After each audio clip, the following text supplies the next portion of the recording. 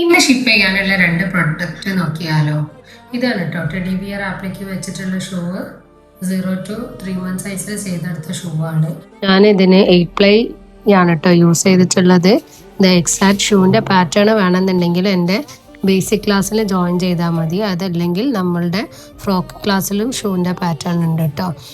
ഇതിൻ്റെ നമ്മളിപ്പോൾ അത് വർക്കൊക്കെ കഴിഞ്ഞ് ഇനി ഹൈഡിങ് ആണ് കേട്ടോ. ഹൈഡ് ചെയ്യുമ്പോൾ എപ്പോഴും നമ്മൾ ഇതുപോലുള്ള ടാപ്പസ്ട്രി നീഡിൽ വെച്ചിട്ട് ഹൈഡ് ചെയ്തിട്ട് ബാക്കിയുള്ള ലെഫ്റ്റ് ഓവറിയാണ് മാത്രമേ കട്ട് ചെയ്ത് ഒഴിവാക്കാൻ പറ്റുള്ളൂ കേട്ടോ.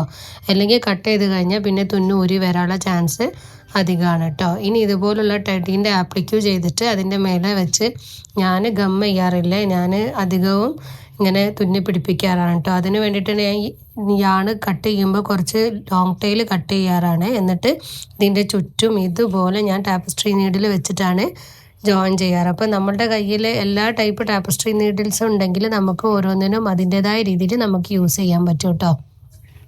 പിന്നെ ഇതിൻ്റെ ഫുൾ ലുക്ക് നമുക്ക് നോക്കിയാലോ. നല്ല ബ്യൂട്ടിഫുൾ ആയിട്ടില്ലേ. ഇനി ഇതിൻ്റെ കൂടെ ഒരു ബിയറും കൂടി ഉണ്ട് കേട്ടോ. അത് നമുക്ക് നെക്സ്റ്റ് വീഡിയോയിൽ കാണാം.